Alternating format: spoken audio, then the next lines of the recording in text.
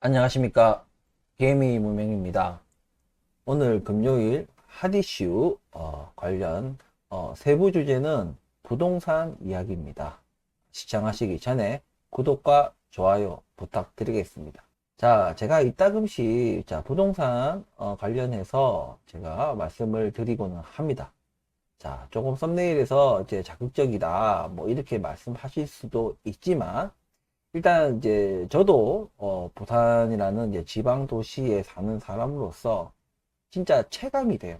저는 지금 현재 부산에 이제 가장 뭐 자타공인이래 되나 모르겠지만, 그래도 부산에서 가장 이제 서울의 강남 같은 해운대에 살고 있습니다. 그런데 최근에 이제 저뿐만이 아니고 뭐 저희 집사람도 그렇고 느끼는 게 뭐냐, 왜 이렇게 노인들이 많아? 아파트에. 저만 느끼는 건 줄 알았는데, 저희 와이프도 얘기를 하니까, 진짜 정말 노인들밖에 없고, 정말 뭐 저희들 또래를 만나려면, 그런 이제 하원, 등원, 그럴 때, 이제 버스 이제 타려고 이제 모이잖아요? 뭐 그런 것들이나, 뭐 아니면 학교 무슨 뭐 모임? 뭐 그런 거 아니고서는 그냥 아파트 그냥 엘리베이터에서나 뭐 단지 내에서나 뭐 이렇게 뭐 오고 가는 사람들이 굉장히 노인들이 많습니다. 그게 체감이 될 정도로 노인들이 많다. 젊은 사람들이 없어요. 그런데 젊은 사람들은 제가 봤을 때는 부산에서는 그래도 약간 이제 막 새로 이제 막 생기기 시작하고 아파트 막 지어대고 있는 이제 강서구 쪽에 그쪽에 이제 조금 젊은 세대들이 많이 가는 것 같아요. 자, 오늘 제가 말씀드릴 부분들은 이 지방도시 소멸, 좀 너무 거창하고 너무 먼 얘기 같지만, 이 소멸이라는 것이 뭔가 제로가 돼야지 소멸이 되는 게 아니에요. 이게 사실상 소멸이다, 지금. 그냥 소멸 중이다. 이렇게 표현하는 게 맞는 것 같아요. 이미 소멸은 시작이 됐고, 이제 소멸 중이다. 이렇게 얘기하면 될 것 같습니다. 그게 이유가 뭐냐? 바로 잘못된 정치 풍토 때문에 그런 거겠죠. 예. 뭐 그냥 이게 싸잡아서 얘기하는 거예요. 그러니까 여러 가지 문제들이 있습니다. 교육 문제라든지 뭐 또 거주 환경, 예. 그리고 뭐 교통, 그리고 의료, 기타 등등 이런 많은 것들이 서울 우리 공화국이다, 대한민국이 아니라 그냥 서울민국이다 할 정도로 정말 서울에 집중이 돼 있습니다. 당연히 뭐 대학들도 다 뭐 인서울 대학이다 뭐다 할 정도로 이렇게 서울의 거의 뭐 모든 지원과 개발과 뭐 주요 뭐 기관들부터 해가지고 모든 본사 각 모든 대기업들의 본사 뭐 이런 게 모든 게 지금 서울에 다 집중화돼 있다. 이 좁아 터진 이 남한 땅에 그 조그만 서울 땅에 모든 게 다 집중돼 있어요. 당연히 서울이 너무 그렇게 포화 상태고 인구 밀도가 너무 높다 보니까 사람 살기는 거의 미칠 지경이고, 그냥 그냥 서울에 살면서 미치지 않고서는 어떻게 살 수가 없어요. 그러니까 약간 서울 사람들이 조금 반미쳐 있는 거나 좀 다름없어요. 그냥 뭔가 좀 각박하고 좀 민심이 없고, 예, 여유가 없고 자기 살기 바쁜 거예요. 예, 온갖 범죄들도 좀 난무하고, 예, 그리고 괴상한 무슨 마약 사건부터 해가지고 이런 것들이 많이 생기는 이유가 그런 이유다. 다른 도시들의 지방 도시에서 뭐 마약하고 무슨 뭐 마약 뭐 해가지고 뭐 운전하다가 막 사람 죽이고, 뭐 물론 지방에서도 일어날 수 있지만 그런 빈도수나 뭐나 그 인구 대비해도 서울에서 많이 일어나는 게 사실이다. 미치거든. 서울에 가보신 분들은 알지만 진짜 살인적입니다. 뭐 대중교통 하나 타려고 해도 진짜 어마어마한 그 인파, 지하철 그 에스컬레이터 그것도 뭐 완전히 뭐 한 사람만 스텝이 꼬여도 뒤에 쫙 짜라락 다 스텝이 꼬이면서 위험해지는 굉장히 인구 밀도가 높아요. 아무튼 이런 서울공화국이다 보니까 당연히 좀 지방 소외예요. 지방이 계속 소외되다 보니까 이제는 소멸 단계에 이르렀다. 경기도도 지방이다. 아니, 그 이제 수도권이라고 하잖아요. 왜 그렇겠어요? 그러니까 서울이 너무 밀집이다 보니까 서울에서 가까운 수도권은 그래도 약간 배후 도시처럼 어느 정도 서울에서 좀 살기 힘들다던가 조금 그래도 서울보다 인구 밀도가 낮은 곳에서 좀 거주하고 싶은 사람들의 그래도 서울까지 뭔가 출퇴근은 가능한 그 정도의 어떤 수도권은 같이 어느 정도 묻혀가는 분위기예요. 근데 이것이 과연 국가적으로 옳은 선택인 것인가? 교육부터 문제인 거죠. 뭐 대치동이니 뭐니 그런 거 없어요. 미국 뭐 이게 선진국에는 그런 게 우리나라가 대치동 같은 게 없습니다. 우리나라에만 있어요. 우리나라 왜 그러니까 대치동을 가야 되는 그런 학부모들이 문제가 아니고요. 교육 자체가 제가 과거에도 이런 얘기를 우리나라 교육 시스템에 대한 얘기를 비판을 했었는데 우리나라 교육 자체가 문제인 거예요. 제도 자체가 문제인 거예요. 그러니까 어디서 네가 지방에서 근무하든 뭐 공부를 하든 뭐 뭘 하든 간에 그러니까 아주 좀 뭐라죠 좀 평평한 운동장에서 너희들이 경쟁을 한다 이렇게 생각을 해야 돼 하게끔 이걸 만들어 가야 되는데 이제는 뭔가 이 사교육이 우리나라의 어떤 경제의 한 축처럼 이제 매겨져 가지고 이게 안 되는 거예요. 그러니까 당연히 학교라는 그 공간 자체가 이제는 뭐라고 해야 되죠? 이 교육의 산실이 아니에요, 이제는. 이제는 그냥 뭔가 그 과정을 밟기 위한 그냥 소속 단체 그 이상 그 이하도 아니야. 그냥 공부는 다 어디 가서? 저기 가서 이제 학원 가서 다 하는 거예요. 그러니까 이제 학원의 중요성이 워낙 좋고 그러다 보니까 당연히 돈도 많고 인구도 많고 수요도 많은 또 서울로 다 모이는 거예요. 그러니까 정치인들도 서울의 인구가 워낙 많고 수도권까지 하면 대한민국 이 절반이 다 거기서 살고 있으니까 당연히 거기에 모든 걸 이제 진짜 십자포화를 하는 모든 지원을 십자포화하듯이 퍼붓는 거예요. 지방은 다 소멸 단계예요. 뭐 하나 해주려면은 뭐시 어쩌고 저쩌고 돈도 문제고 뭐도 문제고 당연히 인구가 없으니까 뭘 이렇게 지하철을 하나 놓으려고 해도 뭘 하려고 해도 인구가 없으니까 인구가 없다는 말은 경제 타당성 통과하는 게 굉장히 힘든 거예요.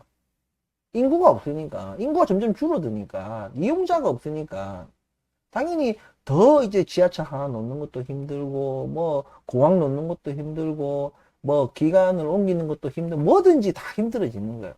그래서 지금 부산에서는 노인과 바다라는 이 말도 이제 옛말이에요. 이제 부산에서는 무슨 말이 있냐? 노인과 바다와 빛뿐이다. 이럴 정도로 아무것도 없다 이거야 부산에는. 부산에는 일자리도 없고 일할 청년도 없고 뭐 의료도 이제 다 없어져요. 지금 병원도 없어지고 백화점도 없어지고 있고 마트도 없어지고 있고 학교도 없어지고 있고 다 없어지고 있어요. 지금 이게 비단 부산만의 문제가 아니에요. 지금 화면에서 보셨다시피 지금 이제 이게 부산 MBC 타이틀인데 부산 111주 연속 하락이에요. 그러면 이게 비단 부산만의 문제냐? 아니죠. 지금 잠시만요. 요 보시면은 제가 다른 기사도 준비했는데 대구 아파트 38주 연속 하락. 근데 이미 대구 아파트는 엄청난 미분양으로 지금 홍역을 지금 치르고 있어요, 지금. 조금 다른 얘기예요. 하지만 맥락은 같아. 뭐 대구도 마찬가지. 대구는 부산보다도 원래는 더 옛날부터 청년 인구가 빠져나가는 게 빨랐습니다. 과연 무엇이 맞는가 이겁니다. 응? 잘 되는 게 달리는 말에 올라타 그냥 서울에서 모든 인구가 다 살 수 있습니까? 못 살아요. 맞잖아요. 못 삽니다. 그러면 수도권이 아닌 다른 지역은 다 뭐 사막입니까? 사람이 살 곳이 아니에요. 미국, 그러니까 우리가 미국처럼 뭔가 이 자치정부는 하고 있지만 사실상 자치가 안 돼. 중앙정부에 뭔가 안 되면 아무것도 할 수 없는 게 우리나라 이 자치정부입니다. 그러니까 국토 균형 발전이라는 걸 할 수가 없어요. 보세요. 미국에서는 다 주정부, 그 주들마다 내세우는 것들이 있어요. 러스트 벨트 해가지고, 그런 거 있고, 뭐 또 자동차의 도시, 뭐 디트로이트부터 해가지고, 이런 자기들 그 주마다, 자기들이 내세우는 것들이 있다고요.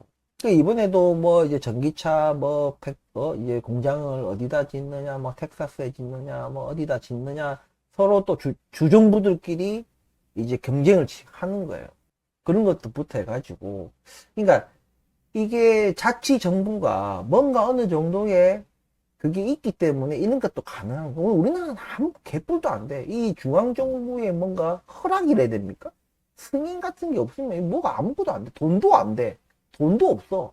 그러니까 뭔가 이 뿌리 깊은 이 잘못된 이 어떤 구조, 사회 구조.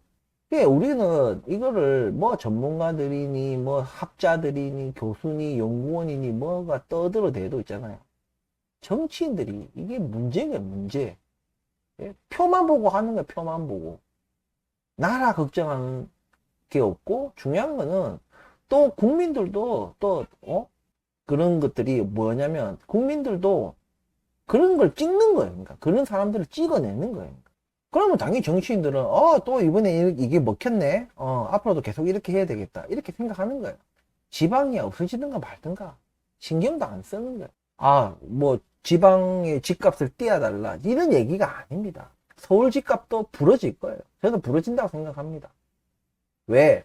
빚더미 위에 올린 경제이기 때문에. 그것이 빚이 어디까지 우리 경제 성장이 감당해낼 만큼의 빚은 경제 성장을 더 이렇게 시너지 효과를 내는 그런 것들이 있어요.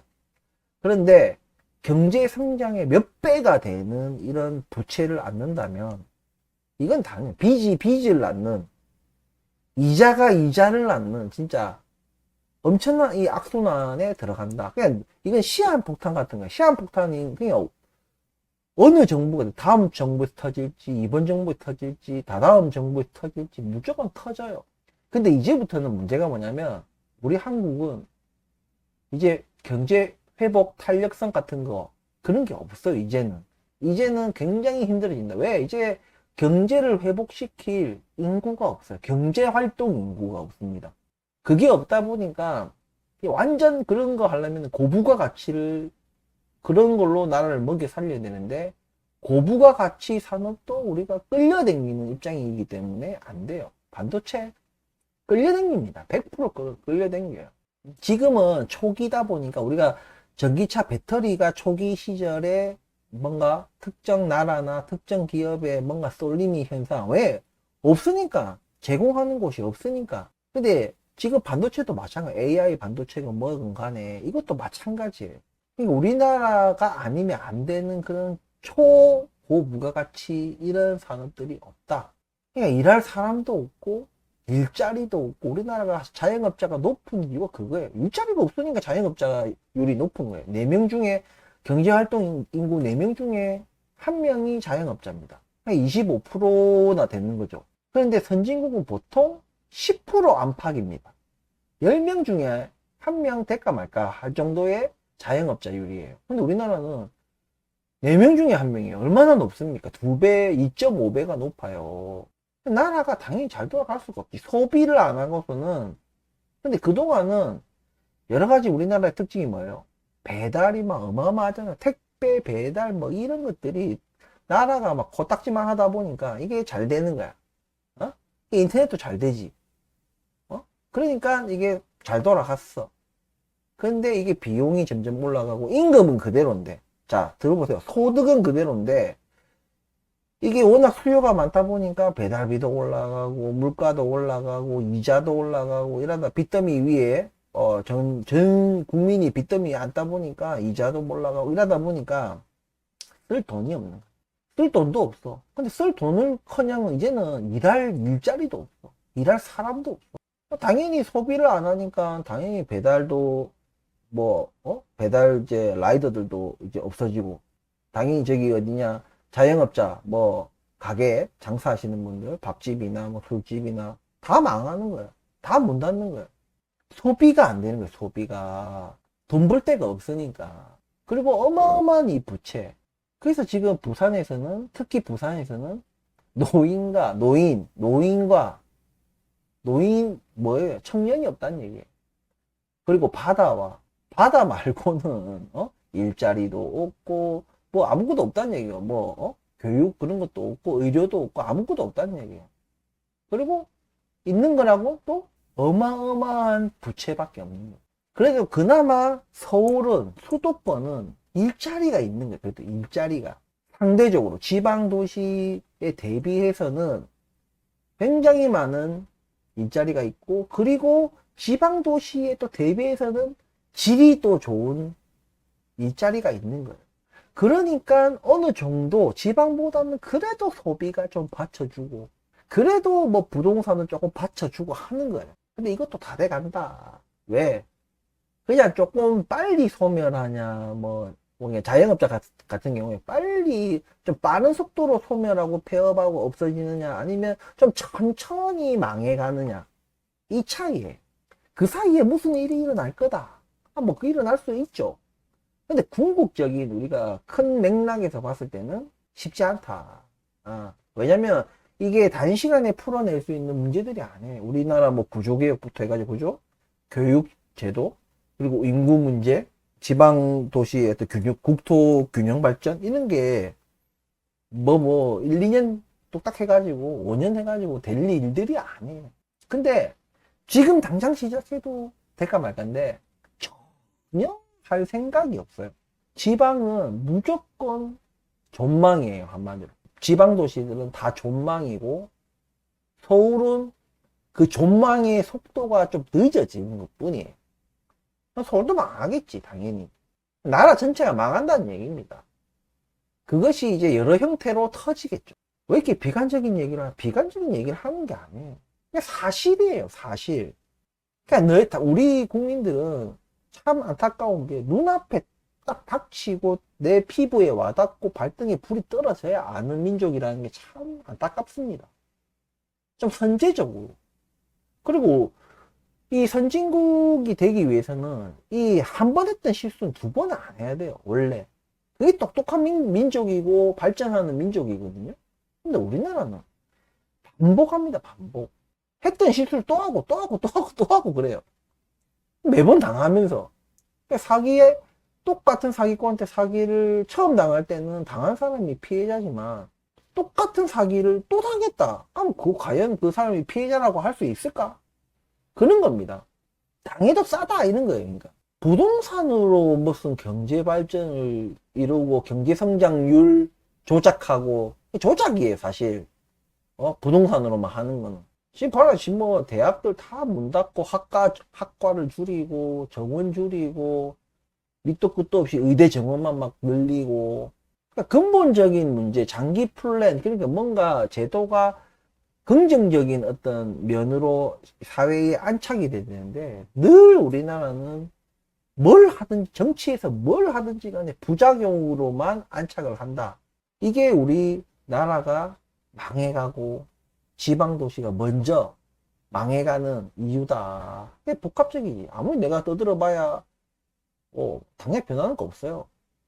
아니, 저명한 그런 전문가들이나 뭐 학자들이나 이런 사람들이 또 떠들어도 거들떠도 안 보는 게 우리나라 대통령이고 정치고 뭐 정부인데, 한낱 이런 작은 채널을 운영하는 이런 유튜버가 떠들어댄다고 듣겠냐 이거지. 우리가 할 수 있는 건 뭐예요? 투표밖에 없는 거예요. 우리가 할 수 있는 건 투표고, 두 번째로 할 수 있는 것은 이 흐름 속에서, 거스를 수 없는 이 흐름 속에서 우리가 할 수 있는 게 무엇인가? 그 흐름에 맞게 우리가 포트폴리오를 따고 내 자산을 지키고 하는 겁니다. 여러분들 아무리 뭐 미국이 잘 나가고 유럽이 잘 나가고 여러분들 거기 있는 부동산 살 수 있습니까? 살 수 있어요. 매수할 수 있어요. 그리고 영주권 얻기 쉽습니까? 아니잖아요. 그러니까 우리가 선진국의 어떤 그런 것들을 뭔가 우리나라 이 폭락하는, 우리나라가 소멸해가는, 우리나라가 망해가는 걸, 이런 걸 해지하기 위한 용도로 할 수 있는 것은 제일 쉬운 게 주식이에요. 그런데 우리나라 또 너무 과해. 미국 주식을 사는데 너무 과하고 너무 쏠림 현상도 심해요. 그러니까 그것만 봐도 우리나라 경제를 볼 수 있는 거예요.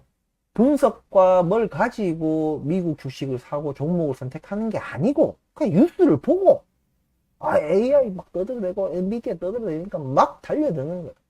엔비디아가 막 폭등하고 하는 게 뭐냐? 그런 쏠림 현상 때문에 테슬라도 마찬가지였고, 그러니까 폭락도 오는 거예요. 거품이란 얘기지.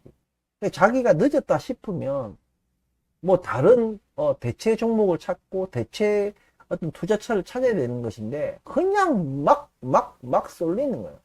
마치 우리나라 서울공화국처럼, 마치 우리 서울공화국 서울의 수도권에 집중되고 쏠림이 되듯이 그런 주식판도 그런 식으로 흘러가는 거예요. 우리가 주식이 좀 빠르잖아요, 부동산보다. 뭔가 그런 거 봤을 때 주식에서 돈 번 사람이 있냐 이거지. 없어요. 있어도 푼돈 버는 거예요. 푼돈은 마음가짐이 다르거든. 근데 부동산 뭐예요?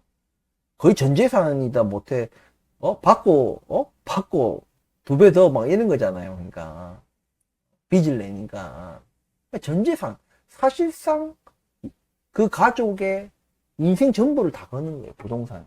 이게 부러졌을 때 어떻게, 나라가 어떻게 되겠습니까? 우리나라는 지금 굉장히 위태로워요. 그럼에도 불구하고 더 빚내서 더 집 사라. 왜? 집값이 무너질 것 같은, 건설사들이 망하고, 건설사들이 망하면 PF 대출해준 이 금융이 불안해지고, 금융이 불안해지면은 당연히 금리가 또 올라가요.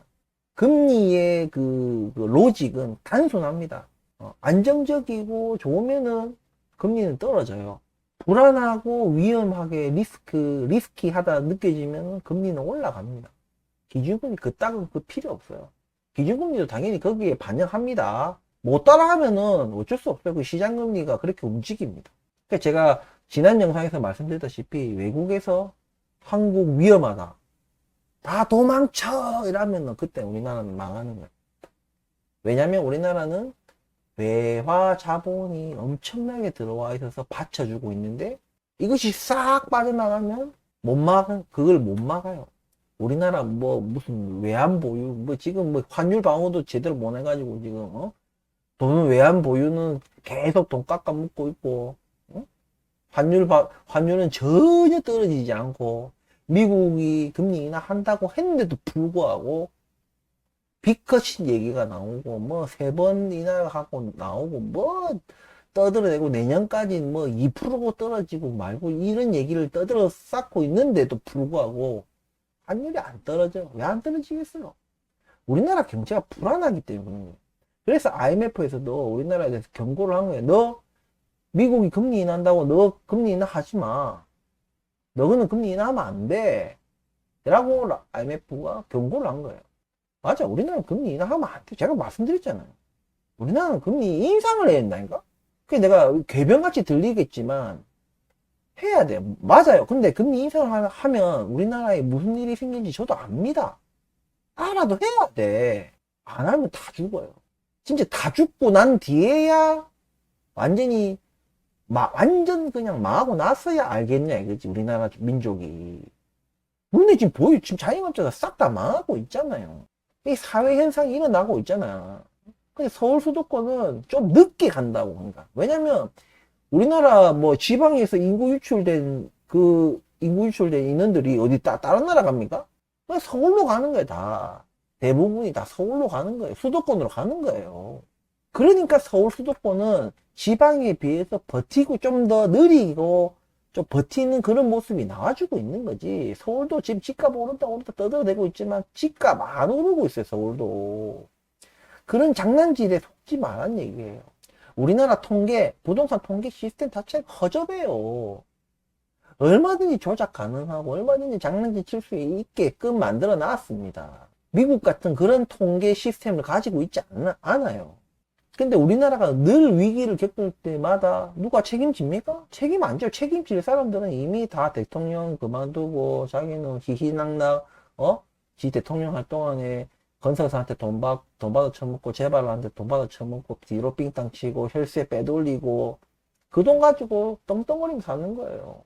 그리고 감옥도 쉽게 안 보내죠. 웬만해가지고 못 가는데 참 웃긴 게 뭐냐, 우리나라 역대 보수 대통령 감옥 안 간 인간이 없어. 야, 진보 대통령은 몇 번 되지도 않는데 그 사람들은 안 가는데 보수 대통령은 안 가는 인간들이 없어. 감옥에 안 가는 인간들이 없어. 다 감옥에 가요. 근데도 뭐다? 떵떵거리면서 산다. 감옥에 가도 떵떵거리면서 사는 거. 어마무지한 부를 축적하는 게 대통령 할 때. 그런데도 우리나라 민족은 뭐다? 보수 대통령을 만들어낸다는 거예요. 그 난리를 치고도, 그런 사실을 알고도, 왜? 내 눈앞에 밥그릇, 내 밥그릇에다가 조금 더 준다고. 우리나라 민족이 그런 민족이에요. 옳고 그름, 정의, 윤리, 이런 거 없어요. 내 눈앞에 내 밥그릇 좀 더 챙겨준다 하면은, 헬렐레 헥헥거리면서 혓바닥 해갖고 개처럼, 어? 꼬리 흔들고. 그런 민족인 거를 정치인들이 아는 겁니다. 물론 국민 모두가 그런 건 아니죠. 근데 그 정도로 이 수준이 낮다는 얘기예요. 그런 사람들이 많다. 아직도 많다. 이 스스로 사고하는 법을 모르는 거. 뭔가 국가와 민족과 뭐 경제 뭐 이런 것보다도, 이 거창한 이런 것보다도 내 밥그릇, 알량한 그 내 밥그릇, 내 자산 조금 더 키워준다고 거기에 딱 투표를 하는 거예요. 그게 대한민국. 이게 발전이 없는 거야. 아, 이때까지 발전한 건 뭔데? 아이고, 우리 부모들이 그때는 원래 모든 거 그래요. 후진국에서 개발도상국, 개발도상국에서 준선진국. 그래도 우리나라가 뭐 아프리카나 이런 데처럼 이 국토가 막 척박한 게 아니잖아. 그러니까 여러 가지 우리 또 많은 과정 겪었잖아. 뭐 소고기 파동부터 뭐 여러 가지 말들이, 왜 미국하고 일본하고 뭐 무역을 하다 보니까 후진국인 입장에서 그런 거 하다 보니까 얼마나 불리한 그런 환경 속에서 했겠습니까? 어쨌든 우리 아버지 세대들이 열심히 진짜 인생 갈아 넣어가지고, 전 국민이 인생 갈아 넣어가지고 이렇게 경제 대국을 만들었고, 근데 그거를 지금 다 말아먹고 있는 겁니다. 누가? 말아먹고 있는 거는 정치인들이고, 말아먹게 만든 사람은 우리나라 국민들이에요. 현 세대들입니다. 당장 우리가 5년 뒤, 10년 뒤, 20년 뒤, 특히 30년 후는 내하고 상관없다, 이 생각하는 거야. 마치 투표할 때 뭐 정의고 뭐 친일파고 뭐고 이런 거 다 필요 없어. 내 밥그릇만 챙기면 되는 거야. 그게 친일파고 뭐가 다르냐 이거지. 그걸 부끄러워할지도 몰라. 수치심이 없어. 자기는 알잖아. 가족이 알잖아. 수치심이 없는 거야. 그 가족도 똑같은 인간들인 거야. 우리는 지금 일본처럼 망해가고 있는 거야, 지금. 지금의 일본을 보면은, 일본이 옛날에 진짜 잘 나갈 때를 상상할 수 없잖아요. 똑같아요. 지금 우리가 생각했을 때, 우리가 일본처럼 저렇게 경기 침체가 된다고 상상할 수 없어요. 하지만, 똑바로 우리가 하면, 그런 미래를 내다볼 줄 알아야 된다. 적어도 지금 금리 인상, 혹은 금리 동결. 왜냐면 금리 동결도 미국에서 금리 인하를 하는데 우리가 동결을 유지한다면 이것이 제가 인상 효과를 나타낸다고 말씀드렸다시피 그렇게라도 해서 경제를 바로 잡아야 돼. 썩은 부분들을 다 도려내야 돼. 그리고 국토 균형 발전에 힘을 써야 되고, 인구 지금 장기 플랜으로 이거는 여야 할 거 없이, 현 대통령 다음 대통령 할 거 없이 장기 플랜으로 가야 되는 거야. 서로 합의를 해서 국가와 민족을 위해서 해야 되는 거예요. 국토 발전도 마찬가지예요, 그것도. 저 좁아 터진 저 서울 저기서 뭐 하겠어, 저기서. 그래서 좀 많이 답답한, 얘기를 제가 오늘 했지만, 우리가 지금 이런 미래가 올 거다, 이게 아니에요, 지금. 제가 이거 한 번씩 이런 관련된 방송을 할 때마다 말씀드리지만, 이미 왔다가 아니라, 이미 온 지도 이미 됐어. 한창 진행 중이에요, 지금. 뭐 인구 소멸, 지방 소멸, 일자리 없고 실업률 청년 실업률 심각하고, 일자리 없고 자영업자 다 망하고, 부채는 막 어마어마하고, 부채도가 어마어마한데 더 부채 늘리고, 국가 뭐 가계부채만 심각한 게 아니라 국가도 막 더 막 한국은행에 돈 빌리고 그러면서 세수는 또 다 깎아줘. 기업들 세수는 깎아주고 국민들 주머니에서는 세금 더 걷어가 버리고 미쳐가는 거예요. 그러니까. 이게 안 망하고는 버틸 수가 없는 겁니다. 이것을 추격 매수하듯이 쫓아가다가 무리하게, 그럴 때 부러졌을 때는 누구만 다치겠어요? 재벌이 다치겠어요? 부자가 다치겠어요? 서민들만 죽어나는 거예요. 일반 국민들만 뒤지는 겁니다. 그래서 제가 경기 침체가 온다. 올 수밖에 없다. 언제 오는지 몰라, 나도. 언제 오는지. 언제 오는지 모르니까 그냥 우리는 준비를 할 뿐이에요. 안 부러지고는요, 절대 우리 나아갈 수가 없습니다. 도약할 수가 없어요. 다음으로, 더 높은 곳으로, 전 고점을 뛰어넘을 수가 없어요, 우리나라는. 근데 만약에 부러지지 않고 계속 간다. 서서히, 그러면 일본 꼬라지 되는 거예요. 그게 장기 침체예요. 이러지도 저러지도 못하는.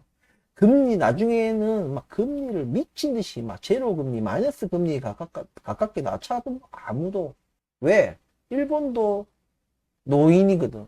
고령화 시대를 먼저 겪었거든. 우리나라도 마찬가지. 나중에 금리를 아무리 낮춰도 일할 사람이 없어요. 그 금리, 낮은 금리에 돈을 가지고 패기 있게 뭔가 사업을 하고, 뭘 개발하고, 뭐, 할 사람 자체가 없는 거예요.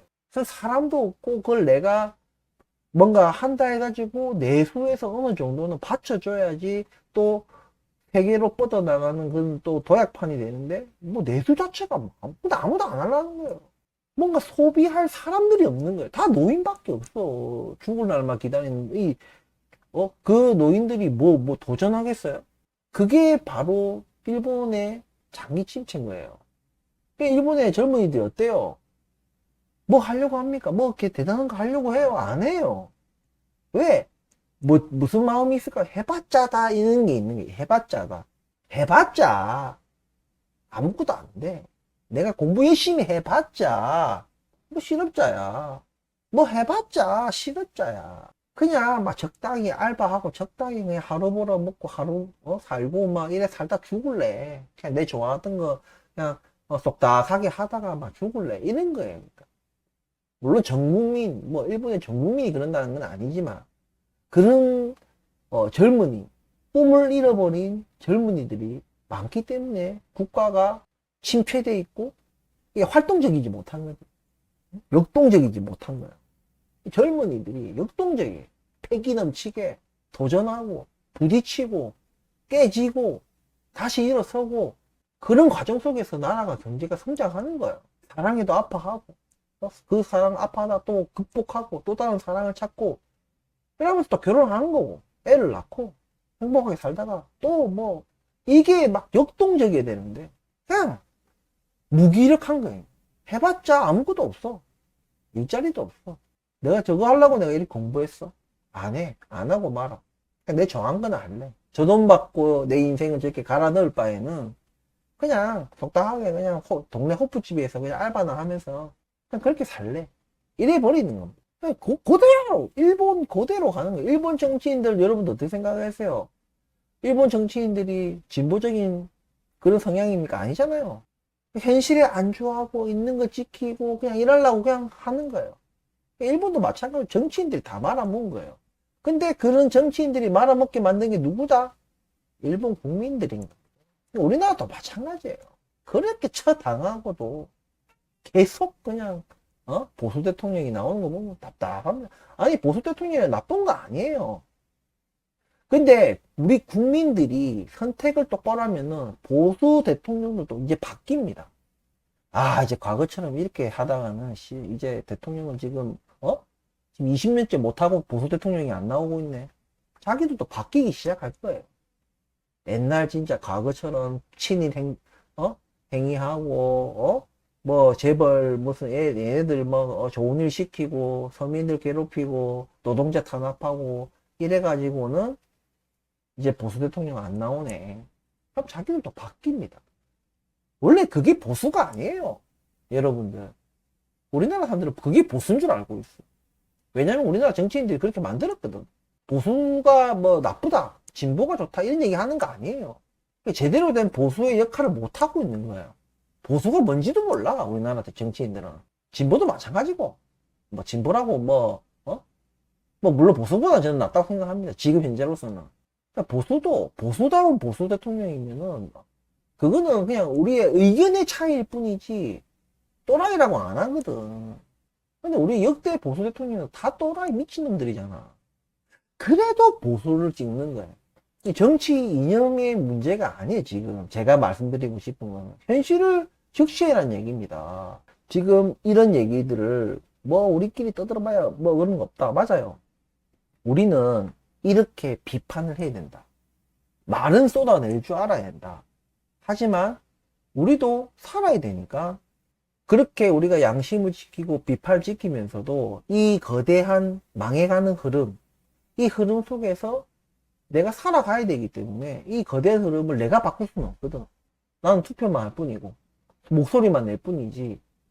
하지만 이 흐름 자체는 내가 읽고 대비해야 되는 겁니다. 그 시점, 이게 뭐가 구조적으로 뭔가 무너지고 외화자본이 빠져나가고 뭐 그 시점은 저도 몰라요. 하지만 제가 아는 거는 분명히 이것을 대비하고 포트폴리오를 안전하고 스프레드를 좀 넓게 좀 짜야 되고 부채는 줄여야 되고 내 소득에 맞춰 그 수준만 내가 무슨 일이 발생해도 당장 내가 내 직장을 잃어도 감당할 수 있을 만큼의 빚만 가져야 되고 자산도 그만큼만 가져야 되면서 해야 돼요. 그러니까 제가 주식 카테고리 방송할 때도 매번 뭐라 말씀드립니까? 절대 대출이나 빚내에서 투자하지 마시라. 5년 이상 10년 그 정도 돈을 안 꺼내도 되는 그런 돈으로만 투자를 하시라. 개미의 유일한 무기는 시간이다라고 제가 몇 번이나 말씀을 드린 이유가 바로 그런 거예요. 우리가 그걸 알 수가 없어. 언제 망할지 뭐. 왜냐면 기관이나 외국인들은 얘들은 그게 직업이에요. 저그들끼리 그 네트워크가 짜져 있고 정보 교류하는 그 네트워크가 자기네들끼리 다 짜져 있고 언론하고도 다 짬짬이고 묵도 그 자기 돈 가지고 하는 것도 아니에요. 우리는 우리 돈 가지고 하잖아. 근데 걔들은 남의 돈 가지고 하거든. 그러니까 사고 파는 이런 사이클이 빨라. 걔네들은. 우리는 그걸 할 수가 없어. 그래서 우리는 큰 맥락 속에서 사고 팔고를 해야 되는 거지 쟤네들처럼 그렇게 짧게는 못 가져간다 이 얘기입니다. 그리고 이 사회가 건강해지고 구조가 개혁이 되고 바로 잡히고 뭔가 하는 그게 짧은 기간이 아니고 그게 또 언제 올지 모르기 때문에 제가 오늘 드리고 싶은 말씀은 그것에 대비해라 이 말씀을 드리고 싶은 겁니다. 불나방처럼 뛰어들지 말란 얘기예요. 지금 서울 아파트가 뭐 어쩌고 저쩌고 뭐 상승이 어쩌고 저쩌고 망하는 건 하루아침에 망해요. 손 쓸 틈도 없어요. 그냥 망합니다. 아무것도 할 수 없어요. 저는 홈리스 이런 사람들 서울역에 가서 불황자들 그 사람들도 다 여러분들처럼 멀쩡하게 살던 사람들이에요. 하루아침에 망한 사람도 엄청 많아. IMF 때나 미국발 금융위기나 그리스 위기나 이럴 때 있잖아요. 아니면 이번에 코로나 사태나 이럴 때 여러분들처럼 살다가 다들 한 소리 뭐다? 이럴 줄 몰랐어요. 그런 일이 생길 줄 몰랐어요. 다 이란다고. 그런 일이 생길 줄 모르기 때문에 우리는 늘 어느 정도는 그 리스크를 대비하는 게 있어요. 투자를 하더라도 늘 마지막 그 보루 같은 것들을 딱 남겨놔야 되는데 지금은 막 그런 게 없어. 그냥 막 다올인이야. 부동산에 다올인. 인생 막 갈아 넣는다는 표현도 이제 부족해. 영혼까지 다 갈아 넣고 막 영끌 하잖아요. 내 생애뿐만이 아니고 내 다음 생애, 내 자식들 생애까지 싹 다 갈아 넣는 거야. 올인. 그러다 곤란하는 거야. 인생 한 방이야 이러면서 부디 지금 이 우리나라 사회 현상 이런 것들을 잘 보시고, 과연 이런 엄청난, 가계부채, 국가부채, 기업부채, 이 빚더미 위에 쌓아 올린 이런 경제, 그리고 이 집중적인 이 서울공화국인 이 문제, 교육 문제, 의료 문제, 이런 것들이 과연 아무 문제 없이 지금처럼 계속 흘러갈 거냐. 이미 곳곳에서 사라지고 없어지고 소멸하고 하는 게 지금 뚜렷하게 긴가민가한 게 아니고 뚜렷하게 나타나고 있는데도 우리 국민들은 부정하고 있어요. 에이 설마 하면서 계속 부정하고 있다고. 우리는 그것을 대비해야 된다. 구체적으로 어떻게 대비해야 되느냐. 그건 각자가 왜냐면 달라요. 다 내가 어디 사느냐, 내가 수도권에 사느냐, 서울에 사느냐, 지방에 사느냐, 하는 일이 뭐냐, 자녀가 있냐, 없냐, 동양할 부모가 있냐, 없냐, 막 여러 가지 그런 개인들의 사정마다 소득이 얼마냐 또 다 다르기 때문에 그 본인들이 알아서 그렇게 해야 되는 거예요. 답이 없어요. 우리 이런 말 있잖아요. 우리 남한에 핵폭탄 떨어지면 우리 도망갈 데 있습니까? 없어. 땅덩이 쪼막 터지니까 이거 도망갈 데도 없어. 다 죽어야 돼. 그런 거 똑같은 거예요. 미리 그래도 그런 사태를 대비한 사람들은 도망갈 데가 있다 이겁니다. 어디 지하 어디 뭐 저 100m 지하에 숨어 있든지 대비한 사람들은 그래도 살아남고 버틸 수 있는 뭔가가 있다.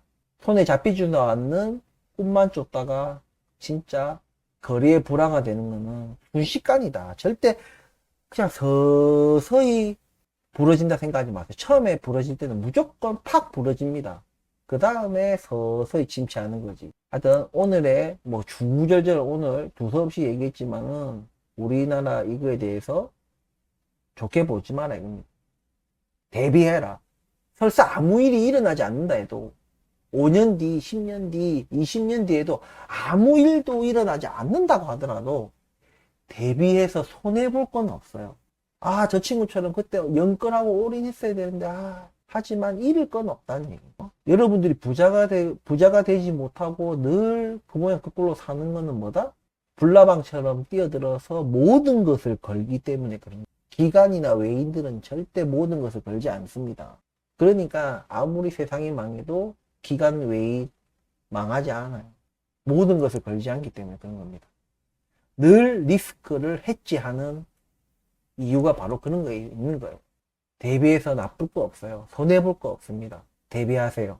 오늘 긴 영상 끝까지 시청해 주셔서 감사하고 주말 잘 보내시고 내일 또 다음 주 월요일 또 주식 카테고리 영상으로 찾아뵙도록 하겠습니다. 감사합니다.